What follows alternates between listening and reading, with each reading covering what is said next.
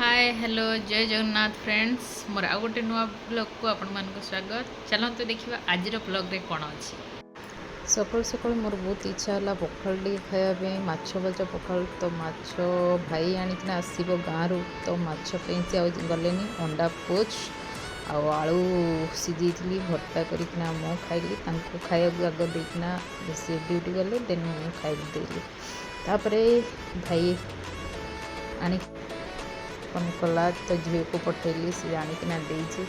माछ काटिकिना गाँव रू आनी काटिकिना देकिना तले कला कौन अच्छी चलते देखिया मत एक्चुअली रिंग पीस टे भल लगे से काटिकिना पूरा छोट छोट कर देची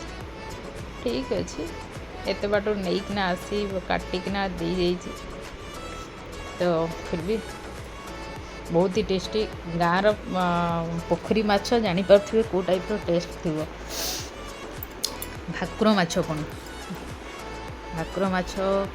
बेसर देकिना बनवाई ये कहते मुझे भात बसई देती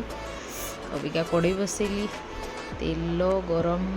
करदेली ऑलरेडी माछ भाजवा को पकईदेली गोटे गोटे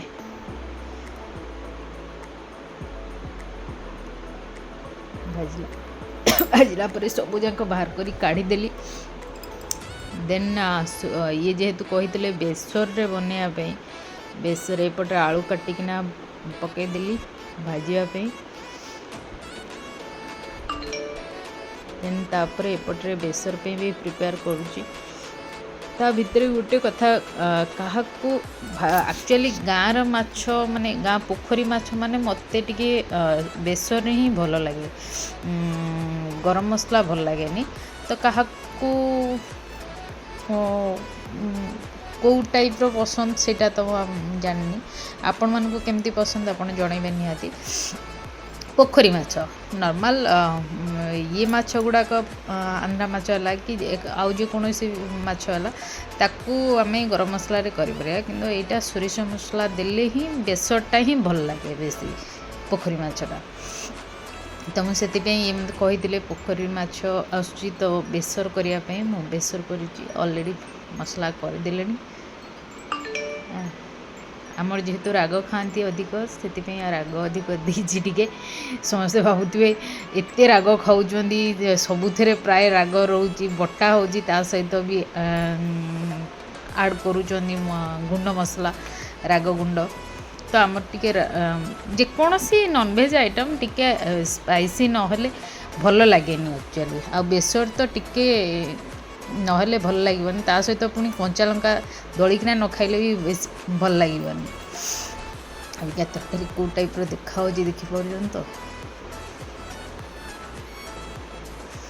आलू पकई देती ऑलरेडी फुटी आसला माछ ऐड करदेवी माछ ऐड करदेली अबिका देखो तरकारीटा कौ टाइप देखा अल्प बेसी पानी भी रखुनी अल्प जस्ट पानी रखुची तरकारी ऑलरेडी हो गला को फोन करी केतबेले आसवे कहीं माछ तरकारी माने टिके गरम गरम खाइले ही भल लगे ये केतबेले आसवे ऑलरेडी मैं लेट करिना भी रोषे करुँची तापर भी देखुची फोन करे उठेला जदि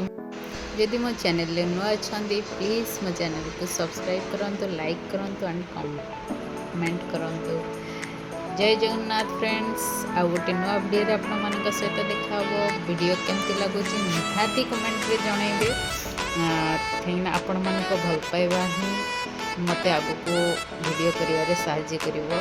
थैंक यू। जय जगन्नाथ।